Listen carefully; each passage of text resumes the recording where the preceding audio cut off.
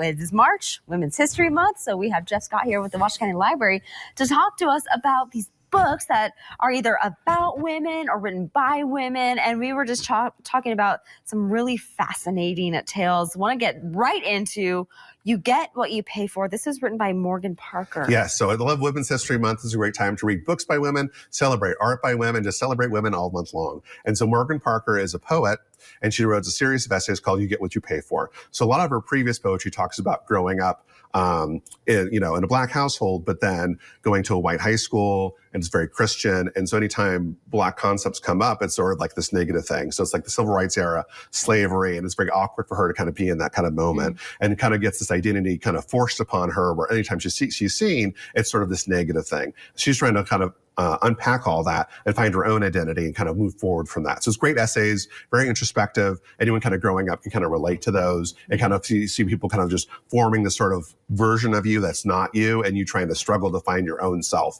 And so I think that's inspiring for anyone to read to understand that perspective. Yeah, for sure. I think a lot of us, if you're not trying to kind of grow and find out who you are, you're really not living. You're letting other people define it for you. And I think that's one of the main themes of You Get What You Pay For, is like define it for yourself. And I think that's really inspiring for people. Okay, this next story, the Parasol against the axe, such a unique concept. Yeah, it's really fun because it starts out with sort of like the city of Prague having this sort of own identity. So it kind of introduces the story and introduces our main character, who's ironically named Hero, which is typically the hero of the story. And it's sort of one of the things when you moving to a new city or thinking of moving to a new city, you check the message boards like Reddit and see what's going on. And you have people like praising the city, complaining about the city, but the city doesn't care. You like it or not, we're still here. And so it's kind of an interesting perspective on that. And so the story is that Hero goes for a wedding invitation, who's not really interested in going to the wedding because she doesn't like the person anymore. But she wanders off the wedding party and kind of explores the city. And she's brought a book with her that's about the city. And every time she reads the book,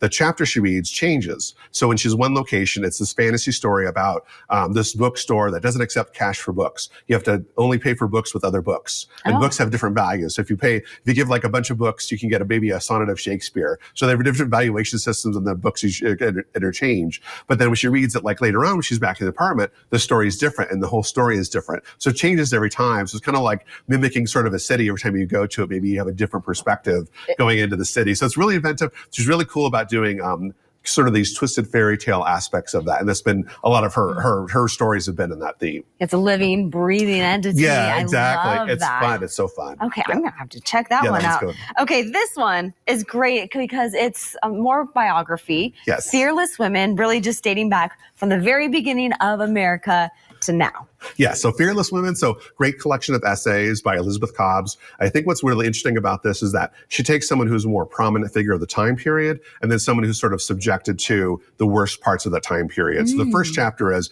Abigail Adams, who's famously the first lady, who writes, who's really well read, writes letters to her husband and tells her about, don't forget the women when you're writing the Constitution, when you're writing these rights. And he kind of laughs her off. He doesn't take her seriously. But it's like, who's going to educate your children, John? You're not going to do it. And so it's one of the things that's really important. And you have the contrast with a different woman who is in this terrible marriage, who's horribly abusive. She has like 14 kids in 25 years.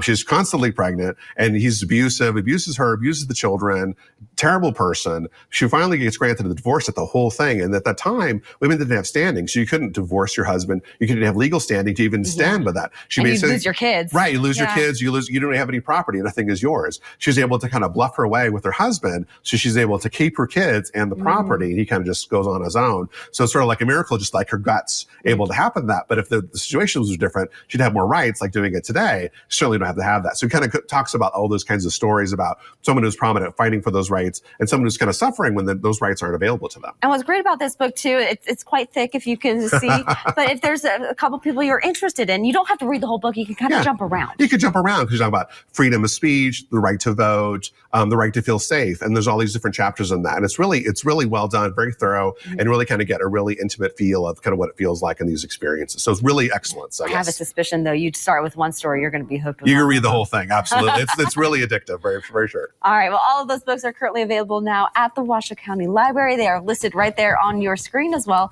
as with the authors. So thank you, Jeff, so much for being here. Always appreciate it. Thank you for having the show. I really appreciate it. We'll be right back.